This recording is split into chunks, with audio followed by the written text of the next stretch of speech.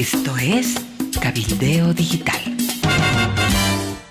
En pocos meses, si eso se hace realidad, vas a llegar a unos 5.000 millones de dólares de deuda externa que van a caer adentro, o sea, en total 18.000 millones de dólares, y subirías del 29%, que es del Producto Interno Bruto, así rápidamente a un 39% del Producto Interno. Eso es muy alto, Pablo, eso es muy alto en el estándar internacional. Votaron los 26.000 y ¿qué pasó con ellos? Los tuvieron que subvencionar, les tuvieron que dar las parcelas de Comibol, regalar equipo de Comibol, etcétera, etcétera. Y ahí nació el actual problema cooperativista, que es el gran problema. ¿Te das cuenta? Entonces, eso es cuando se aplica dogmáticamente y no se ve lo que es un país, lo que es una sociedad. Entonces, por eso digo, no es cuestión de cortar, hay que transformar. 4.000 de deuda externa y 11.000 de deuda interna. Medio millón. Son 526.000 empleados públicos, ¿no? Se comen 6.700 millones de dólares. Los impuestos no alcanzan para pagarles, Pablito. Los impuestos eran 6.400. Hay un déficit de 300 millones de dólares entre lo que recaudas de impuestos y lo que pagas salarios. Aquí hay un problema. Sumando interna más externa, ya estábamos por el 80% del Producto Interno Bruto. ¿Ves alguna salida? Sí, veo la salida y es lo ideal. La salida del gobierno. Presentamos a continuación la entrevista de Cabildeo TV.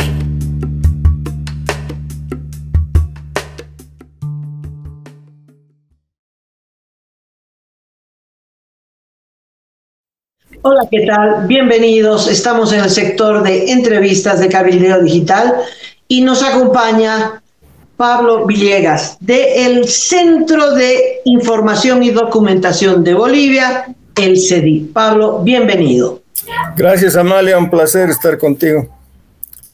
El tema de hoy son los bonos, las subvenciones. Se ha abierto una polémica sobre si hay que eliminar o no los bonos, renta dignidad, por ejemplo. Consumen al año cerca de 1.000 millones de dólares. Unos dicen 1.000 millones, otros dicen cerca de 800 millones de dólares. Hay que recortar los gastos del gobierno porque tiene muy pocos ingresos. Pregunta directa, Pablo Villegas, ¿hay que eliminar los bonos? Hay que replantearlos, transformarlos. Y hay que ver porque si es solo por el gasto, podemos buscar en qué otra cosa se gasta 1.000 millones y vamos a encontrar, ¿no? Entonces, y ahora, hay que ver a largo plazo, en grande el problema. ¿Por qué hay bonos? ¿Cuál es su origen y cuál ha sido el impacto, ¿no? Puede haber habido impacto no en la pobreza, pero preguntarle al que recibe sus 300 bolivianos al mes, ¿no? Entonces, los bonos han sido, primero no han sido producto de los gobiernos progresistas, fue el primero que hizo eso fue Pinochet. Después, y en Bolivia fue Gonzalo Sánchez de Lozada, o sea, no tiene nada que ver con ideología. Y mientras se han desarrollado los bonos, no solamente en Bolivia, sino en Brasil, Chile, etcétera, hay otro problema que ha retrocedido y es la seguridad social. Es decir, no es lo mismo tener seguridad social, o sea, salud, jubilación, etcétera, que tener bonos, porque los bonos son al libre arbitrio del que está de presidente y que está entrando a una candidatura, como lo reconoció Mir Sader, que era del PT de Brasil, dijo que hemos utilizado eso para proselitismo, para las campañas electorales, y en Bolivia ha sido igual, ¿no? Pero por otra parte...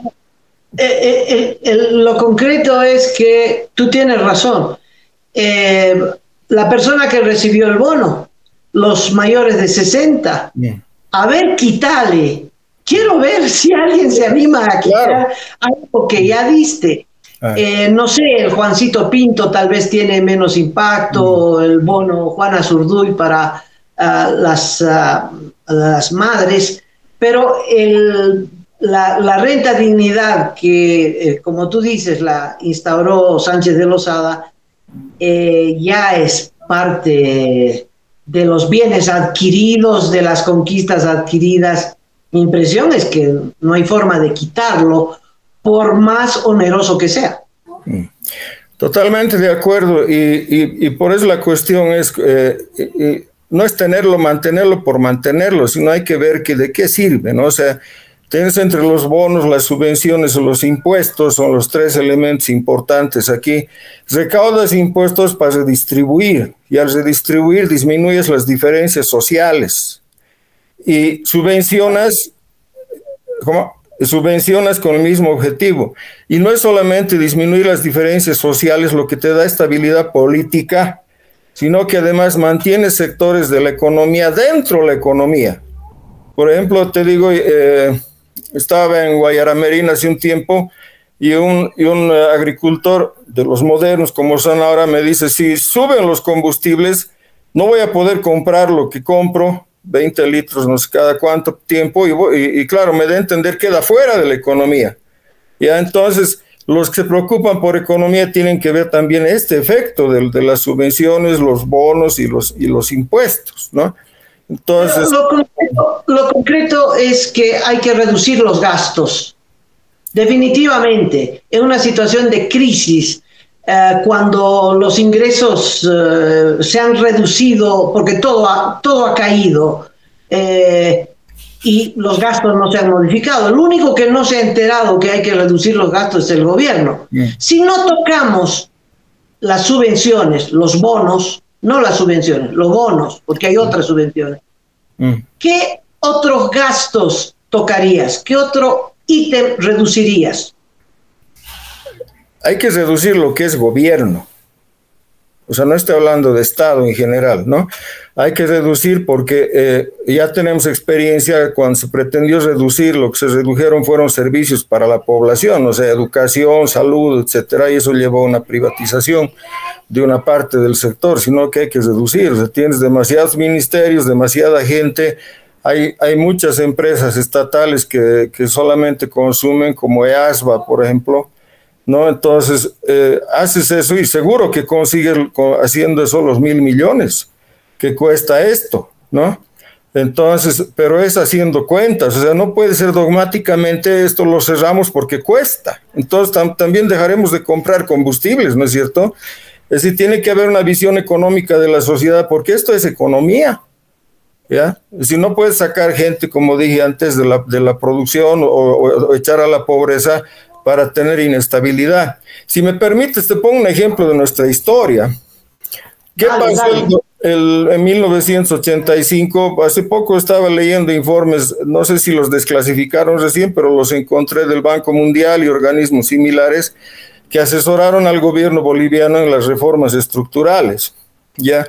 Y ahí me llamaron la atención de 1997, se evalúan a sí mismos y dicen, el mejor producto ha sido la ley de minería, el nuevo código, lo dejo aparte, pero respecto a lo que enfrentaron en el campo social, eso es lo que me llamó la atención, porque ellos creyeron que podías votar 26,000 trabajadores con familias, población dependiente de las zonas mineras, sin contar trabajadores bancarios, y hubo unos grandes despidos en otras zonas, pero despedir a estos 26,000 y que era como en el monte, matas en la manada de chanchos, matas al jefe y puedes cazarlos a patadas al resto de los chanchos, ¿no?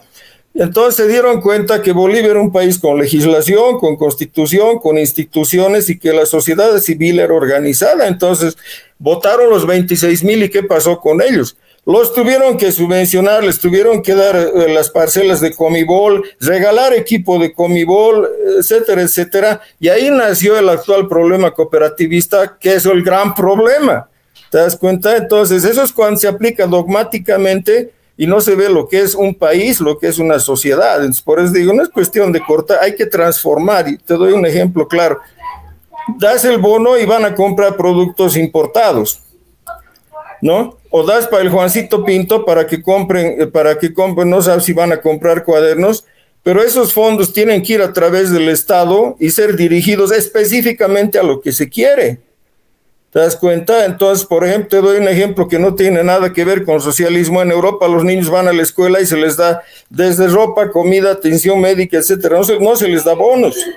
Entonces ahí ves el rol del Estado en los países, inclusive en Inglaterra, etcétera, que son capitalistas, ¿no? Eso te entiendo perfectamente. Uno no sabe si le cobras el Juancito Pinto y si el padre se va a emborrachar con el Juancito Pinto, ¿no? Pero se supone que somos adultos, Pablo, ¿no? Que cada quien haga con su bono lo que quiera. Yo necesito mi bono para medicamentos, otros necesitan el bono para comprar pan.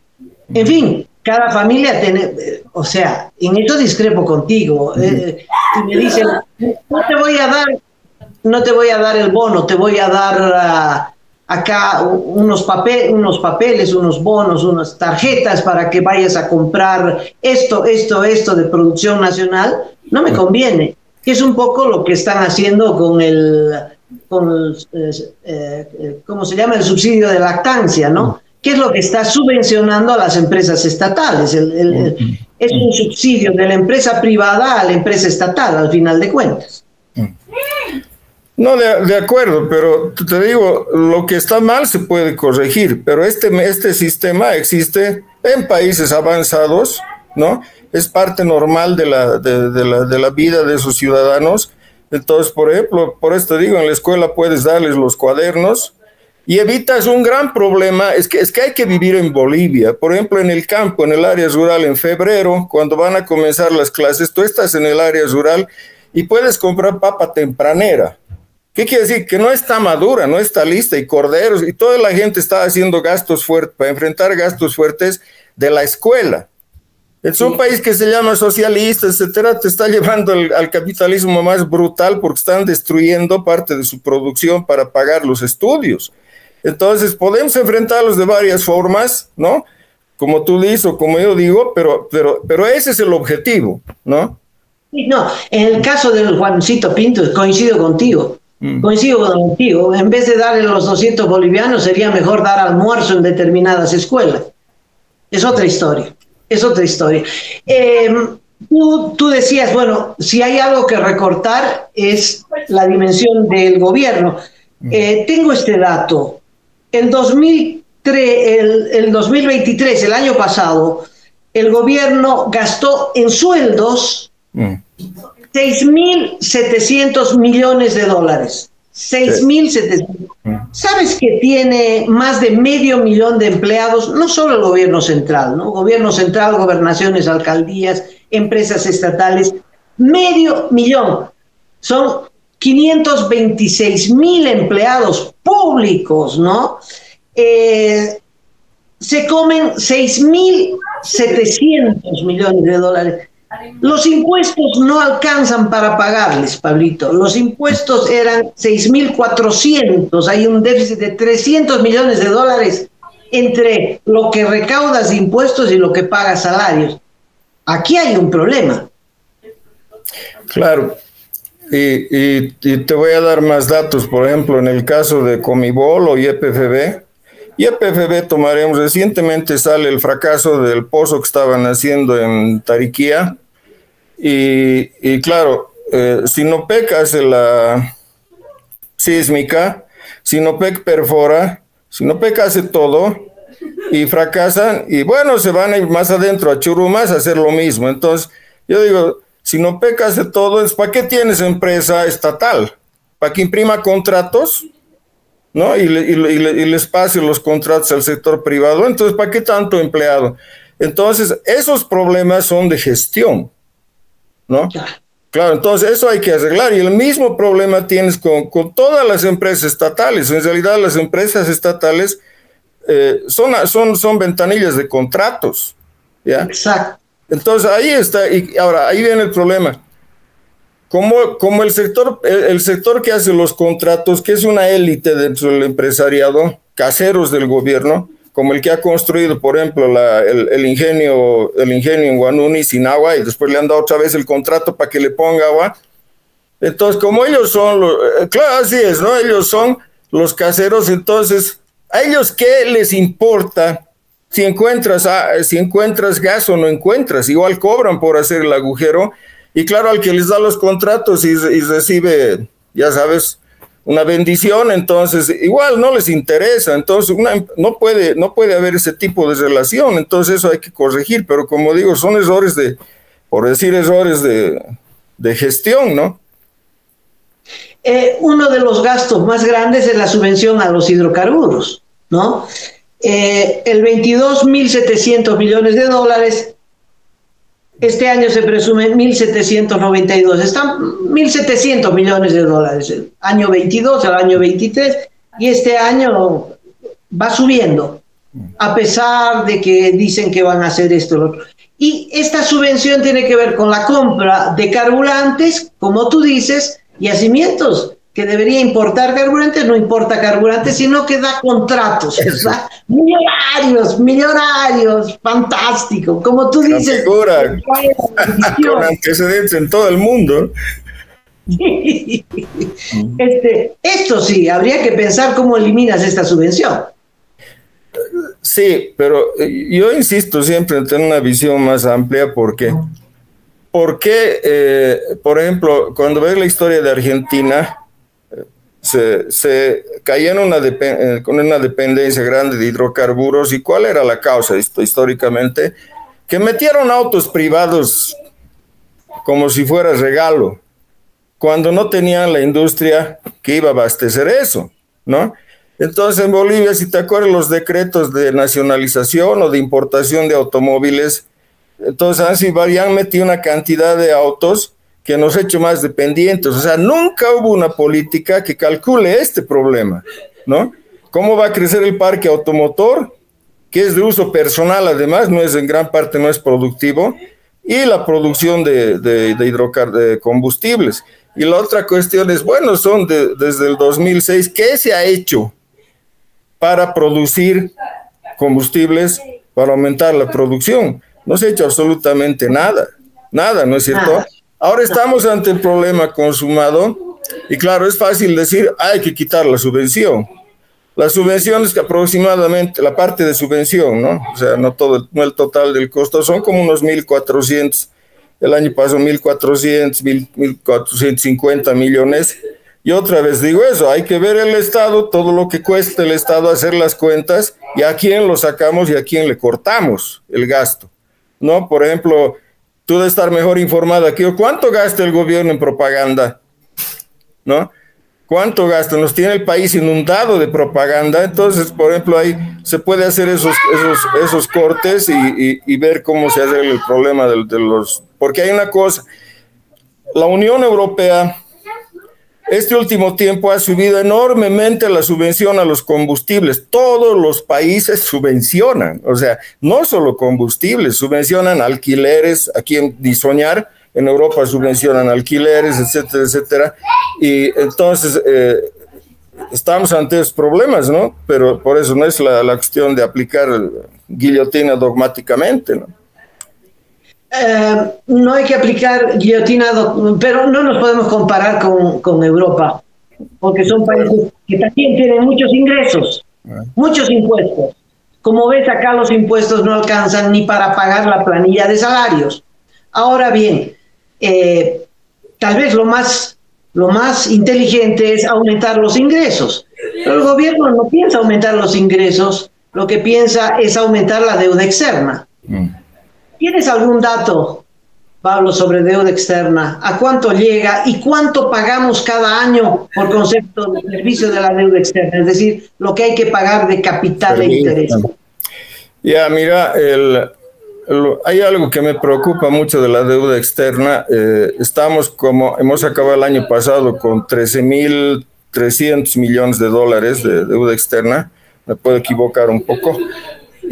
Y este año el presidente del Banco Central anuncia que hay como 4.400 millones de dólares de deuda externa que se van a desembolsar. Parte de eso son los famosos 750 millones por los que estaban peleando gobierno, masistas, etcétera, etcétera, en el Parlamento. Y es como si cada semana sale otro nuevo proyecto. En ya no son 750 millones, lo último era 900, casi 1.000 millones. Y a eso me he enterado de un préstamo de 352 millones para la planta de zinc en Potosí, ¿ya? Que todavía no está ahí en el tratamiento en el Parlamento. Entonces fácilmente en pocos meses, si eso se hace realidad, vas a llegar a unos 5.000 millones de dólares de deuda externa que van a caer adentro, o sea, en total 18.000 millones de dólares, y subirías del 29%, que es del Producto Interno Bruto, así rápidamente a un 39% del Producto Interno Bruto. Es muy alto, Pablo, eso es muy alto en el estándar internacional. El estándar internacional, tu vecino es una cosa, tu bolsillo es otra, ¿no? Cuando tú ves que, por ejemplo, las exportaciones han caído 20% del 2022 al 2023, y con eso pagamos, ¿no?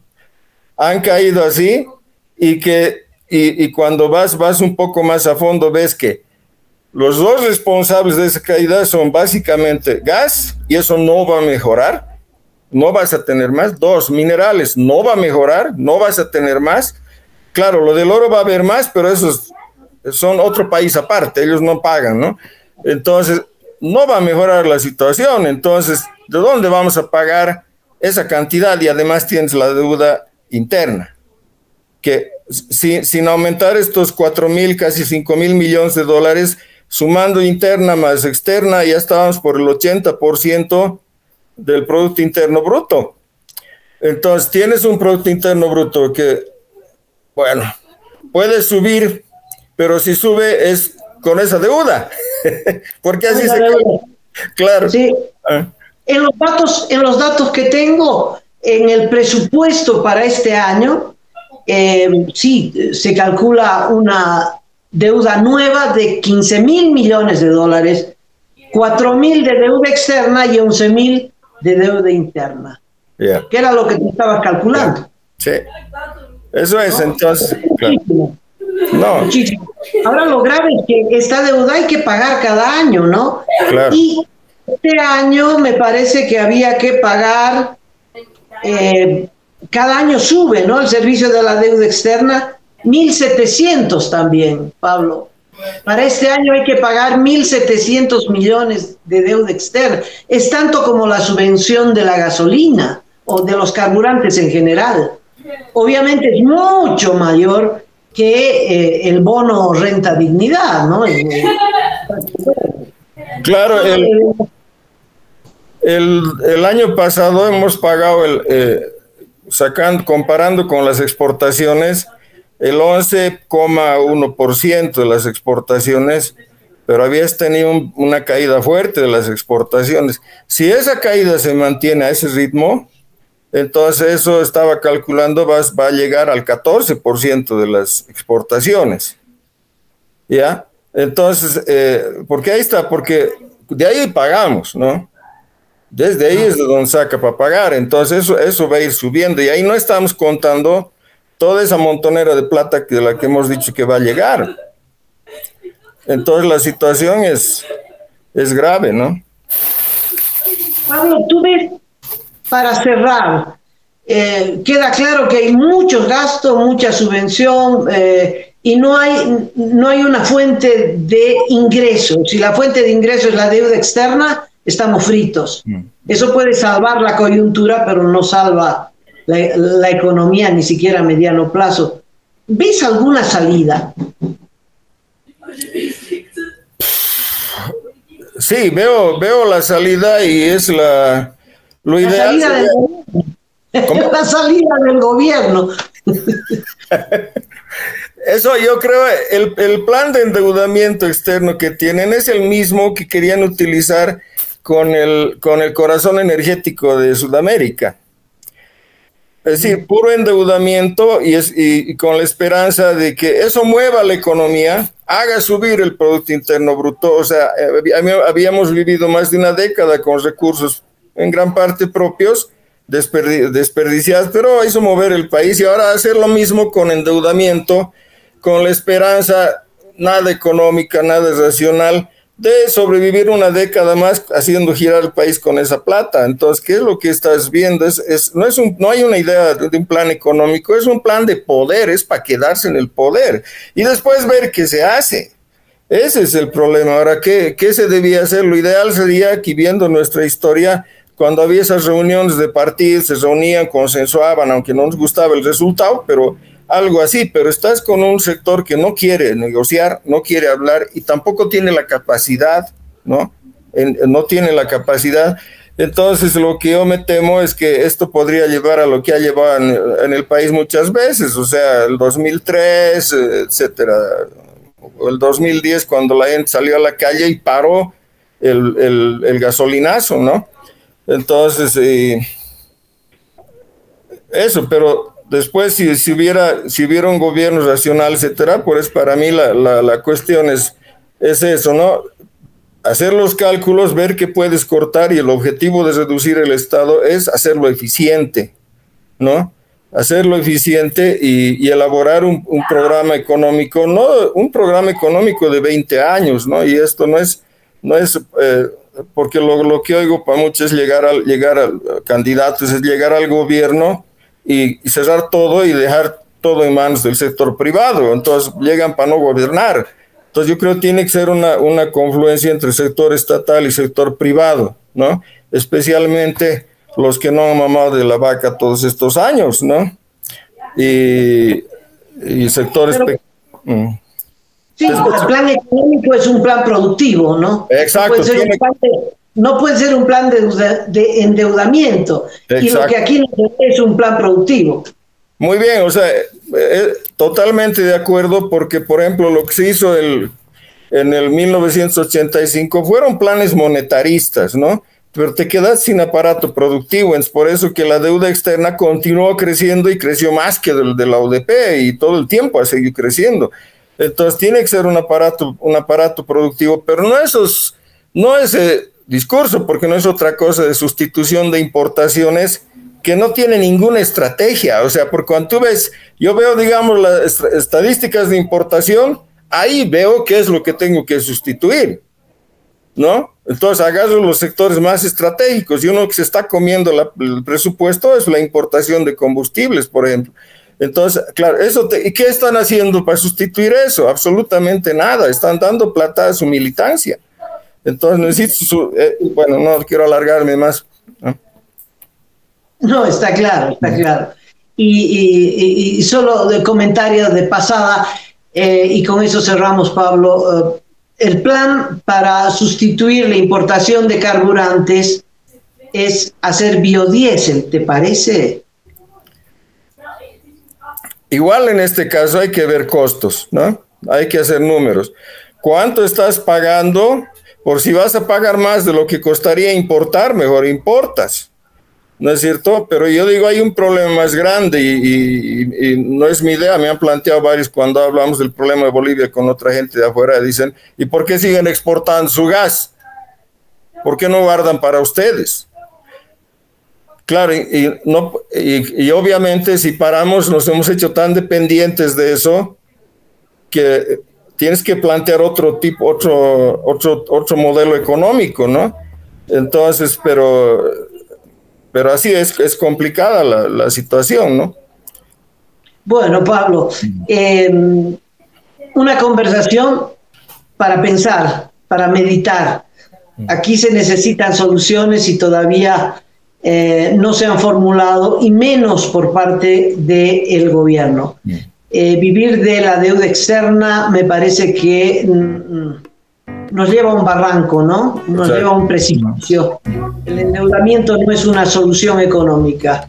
En fin, Pablo, mil gracias. Muchas gracias, Amalia, un placer.